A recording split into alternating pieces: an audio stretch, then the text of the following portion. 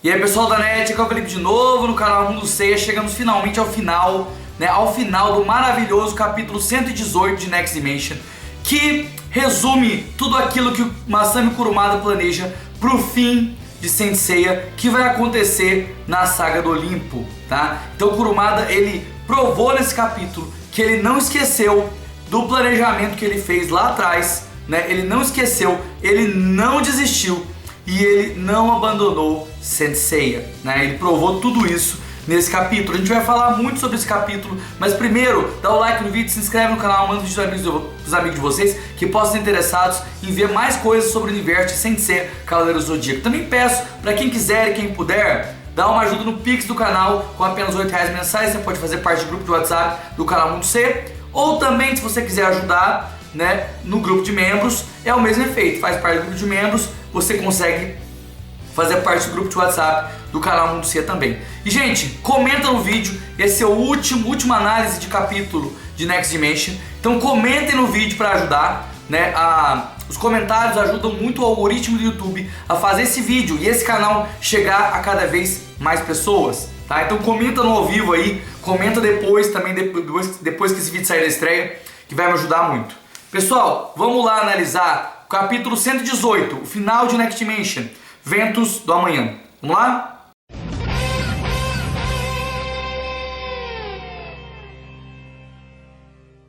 Então, gente, é o seguinte, esse capítulo ele vai começar com o Apolo, né, o deus do sol, chegando, né?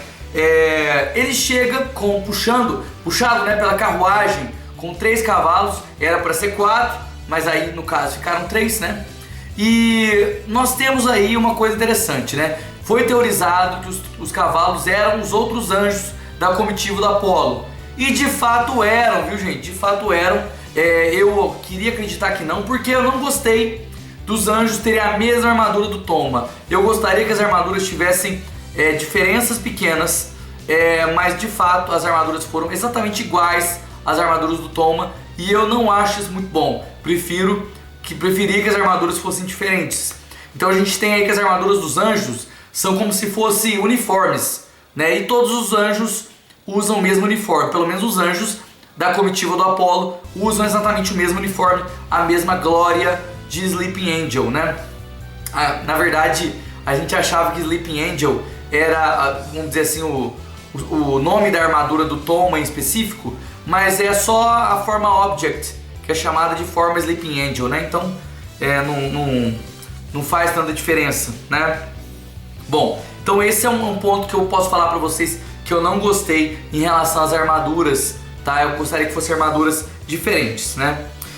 O Apolo ele já chega falando que acha que a punição de Artemis é muito leve, tá? Artemis tinha condenado Atena a 1000 anos na Rocha do Olimpo e os Bronze a 100 anos na prisão da Lua. E aí o Apolo chega e muda a punição. Ele fala que Atena vai ser serva do céu por 3000 anos, não 1000, e não é presa na Rocha do Olimpo, vai ser serva do céu por 3000 anos. E quanto aos cavaleiros, eles vão ser mortos, tá? Dá pra ver aí que o Apolo ele valoriza menos a vida humana do que Artemis, né? Porque enquanto Artemis não, vamos dizer assim, não puniu eles com a morte, o Apolo puniu eles com a morte. E dá pra ver, gente, o Apolo coloca os servos humanos deles como se fossem cavalos de fato, né? Eu acho que foi aí que a Saori aprendeu a brincar de cavalinho, né? E fazer os outros serem cavalinho dela, lembra? Lá no começo? Só que a Saori, a Atena mudou no caso, né? Bom, Atena, obviamente, ela não ia aceitar. A Atena não aceita essa punição, porque ela não acha justo os cavaleiros serem punidos junto com ela, sendo que a ideia foi dela. A ideia de ir pro passado, de cometer esse grave crime, foi de Atena, não foi dos cavaleiros, né? Então ela não concorda, né? A ideia de Saori Kido é ser punida sozinha, tá? Então, gente, lembra lá atrás, eu falei a vocês em algumas lives, já fiz vídeo sobre isso, tá? Inclusive eu vou fazer um vídeo semana que vem só sobre essa questão das previsões aí, sobre as polêmicas do final, tá? Hoje é só análise do capítulo, tá? Mas vai ter um vídeo semana que vem sobre isso. Gente, eu falei pra vocês, Kurumada não existiu dessa ideia. A ideia é os cavaleiros perderem. Esse é o arco onde eles perdem e onde eles são subjugados pelo Olimpo, tá? Então não é o arco de vitória, é um arco de derrota. É um arco de derrota. Kurumada não desistiu disso, né? É o arco em que Athena perde, ela tem que se submeter a Apolo e fazer um acordo com ele. Então ela não aceita que os cavaleiros sejam mortos, né? Nesse momento, gente, o Seiya chega. Ele chega, ele chuta na porta ali, dá até um tapa na satélite. Ali a galera tava até reclamando, pô, o Seiya bateu em mulher. Gente, você vai preocupar com isso agora? É sério, né? É uma situação tão grave ali, né? Todo mundo vai ser executado e aí o Seiya vai preocupar com isso. É a mesma coisa de você falar lá nas 12 casas, se o grande mestre fosse uma mulher, né, possuída pelo Lemur, o Seiya não ia lutar para salvar Athena da flecha? Será que não mesmo? Bom, vamos ver. Podem comentar sobre isso, discutir sobre isso. Acho que isso é um tema legal de ser discutido, né? Eu gostei desse quadro, gente. O quadro mostra o Seiya pedindo desculpa pros irmãos dele, né? Ele pede desculpa pros irmãos dele e pra Athena, porque ele que causou isso. Foi o fato de o Seiya estar ferido com a espada de Hades que causou a viagem no tempo. E ele pede desculpa.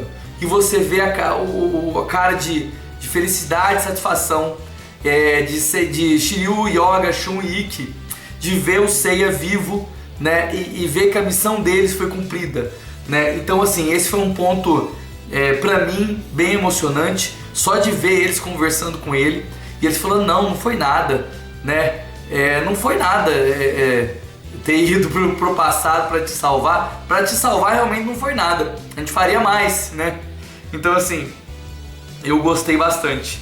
E agora vem a cena polêmica, tá? O Seiya, ele vai ajoelhar e suplicar Apolo.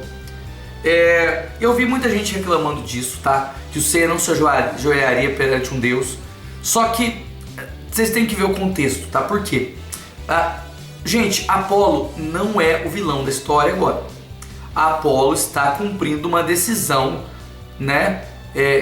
Vamos dizer assim, judicial. Porque a Athena cometeu um crime, o Seiya sabe que a Athena cometeu um crime, e aí o Seiya sabe que a Athena cometeu um crime por causa dele. Por causa dele. Então assim, eu acho muito infantil o comentário, né? Eu até entendo um pouco da parte visual, de não querer visualmente ver o Seiya suplicando, mas racionalmente falando, eu acredito que é um pouco infantil achar que isso não tem a ver com o personagem e isso descaracteriza o personagem. Isso não descaracteriza o personagem. O Seiya oferecer a vida dele em troca dos irmãos dele, ele fala, né, eu ofereço a vida em troca dos meus irmãos. Para quem achava que o Kurumada esqueceu que eles ali, Shiryu, Yoga, Shun e Ikki, são irmãos, Kurumada acabou de lembrar disso agora, né? Acabou de colocar isso no último capítulo, lembrando que os 5 personagens, né, de verdade são irmãos. Então, na história real de Sensei, não nas histórias falsas, né, fakes que tem por aí, né, na história real do mangá do Kurumada, né, eu sei que pode parecer um pouco radical, mas você sabe que eu sou um pouco radical nesse ponto aí de história original mesmo, né? Na história original de Sensei, eles são irmãos. Isso está sendo relembrado agora nesse capítulo aqui, né? Bom, o Seiya suplica ao Apolo que dê a sua vida em troca da vida dos irmãos. E gente, o Apolo, ele acha ridículo aquilo, né? O Apolo, ele tem a seguinte visão: que é a sua vida? Você acha que a sua vida vai pagar por um crime absurdo como viajar no tempo e destruir o universo? Sua vida não vale nada, cara, né? Se você é só um humano lixo, aí tua vida não vale nada. Então o Apolo, ele tem esse posicionamento em relação ao Seiya, e ele fica ofendido do Seiya falar uma coisa dessa, né? Ele fica ofendido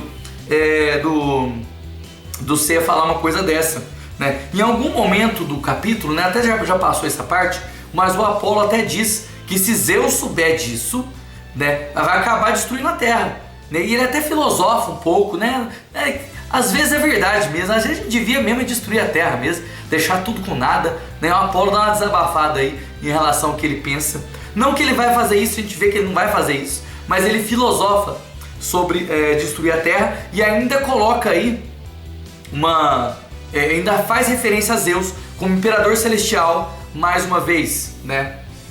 Lembrando que, se eu não me engano, uma das continuações do Prólogo do Céu teria como título Capítulo do Imperador Celestial, né? Quem é da época aí pode confirmar pra mim ou corrigir o nome do capítulo, mas se eu não me engano, uma das continuações do capítulo do Prólogo do Céu ia ser Capítulo do Imperador Celestial, né? Mas, bom, Atena não vai deixar, tá? O Sei até apanha ali pro anjo ali que aparece, apanha do Apolo, e a Saori faz outra proposta. Isso aqui, gente, presta atenção, faltou a explicação disso no filme Prólogo do Céu, tá? Isso acontece lá também, tá? Mas lá não explica, eles não explicam isso. A Atena propõe que ela perca sua própria divindade. Ela vai perder a sua própria divindade, né? Em troca dos Cavaleiros de Bronze serem salvos, né? Então, lembra que o que a Atena falou no capítulo especial? Agora é a hora de eu fazer tudo por vocês. E ela realmente faz tudo por eles, porque ela não considera eles servos, mas sim amigos insubstituíveis. Não se esqueça disso, né? Ela não trata os cavaleiros como soldados, tá? E ela sacrifica tudo, né? O Apolo até confirma, você tem certeza? Porque se você fizer isso, você vai viver mais umas décadas aí. Mas um deus vive para sempre, né? E mesmo que o corpo seja destruído, até confirmou que o Hades meio que tá vivo, hein? Confirmou aí que o Hades tá vivo, hein? Mas enfim, e ele pergunta, você tem certeza que você quer fazer isso? E ela diz que sim. Quando ela diz que sim, Apolo usa o poder dele, né? Apaga a memória de todo mundo, né? E a Atena Atena entrega a sua divindade ao Apolo, né? Então assim, a Atena perdeu a divindade, virou humana 100%. E os personagens, os Cavaleiros de Bronze, os protagonistas da série, eles perdem a sua memória e não se lembram mais que são cavaleiros. É isso que Apolo fala. Apolo fala exatamente o que vai acontecer. Lá no filme Prólogo do Céu, ele fracassou um pouquinho no final, porque se não fosse o Kurumada falar em entrevistas depois que isso aconteceu, não dá pra entender direito, né? Na época tinha gente achando que todo mundo morreu e que ali é o Seiya conversando no além com a Saori. Tinha gente com essa interpretação. Era um final muito interpretativo, uma coisa importante que tinha que ser explicada de maneira mais clara. E aqui foi explicado de maneira exatamente clara. Foi o que aconteceu, né? O Apolo, ele fala algumas frases aqui que dá para entender um pouco a personalidade do Apolo. Veja bem, Apolo diz: agora saberemos o quão forte é a determinação dela, né? Ele fala sobre a determinação de Atena. E depois ele fica um pouco triste, né? Ele fala, que tristeza, minha irmãzinha. Então assim, ali você tem o Apolo juiz, o Apolo deus do sol, e temos o Apolo irmão mais velho, que não queria punir a sua irmã, mas ele tem um senso de justiça absurdo e ele não consegue deixar passar um crime tão lascado como viajar no tempo e quase causar a destruição do universo, né? Bom, passando essa parte de Apolo, a gente tem agora talvez uma das cenas mais importantes, né, de todo o Next Dimension. Presta atenção nessa cena, que essa cena é muito importante, tá? Nós temos a bruxa Hecate na prisão, no pilar da lua, né, o pilar que tem a lua lá em cima, no símbolo, né? E a Hecate está conversando com Cronos e ela diz o seguinte: diga, grande deus Cronos, com isso as coisas ficarão bem, certo? A Atena foi rebaixada e os cavaleiros perderam a memória, eles não vão se lembrar que eles são cavaleiros mais. Então ela está conversando com Cronos. Quando ela pergunta se as coisas vão ficar bem, um grande silêncio emana, né, do lago do Cronos, né? Então o Cronos não responde que as coisas vão ficar bem. Será que as coisas vão ficar bem mesmo? Bom, e depois ela fala, né, de maneira bem irônica e sarcástica, né? Gostei da Hecate, né? Ela fala: no entanto, se o grande Cronos não tivesse mandado Atena ao passado, nada disso teria acontecido, não é mesmo? O Sr. Cronos, o senhor faz muitas travessuras. Gostei do jeitinho que ela falou, né? E ela fala claramente, como se Cronos tivesse feito tudo como uma travessura, como uma coisa maliciosa ali. E a gente sabe, quem acompanha Saint Seiya faz muito tempo, sabe que a ideia de Masami Kurumada é colocar Cronos como vilão final da série. Isso aqui, gente, é um teaser para o arco final de Saint Seiya. Talvez é o maior teaser que nós estamos tendo aqui. É esse, na cena da Hecate, falando sobre o vilão final de Saint Seiya, Cronos, o deus do tempo, né? Bom, ela até fala, né, que a única que se deu bem foi ela, que ganhou o cabelo de Atena e conseguiu ficar mais jovem, né? De fato, ela se deu bem mesmo. Gente, agora a gente vai, o capítulo, a parte, de ação, de tensão do capítulo acabou e a gente começa o epílogo, né? Esse capítulo foi maior porque junto com o capítulo final tem o epílogo. A gente vai falar do epílogo agora, né? O epílogo mostra Saori em uma viagem até a Grécia. Saori agora sem memória, sem lembrar que ela é Atena, ela faz uma viagem até a Grécia. Saori havia encomendado um buquê de flores, né? Não sabemos porquê, mas ela encomendou um buquê de flores. E quem faz esse buquê para ela é o Shun, que agora é um floriculturista. Então o Shun, que está ali trabalhando como floriculturista,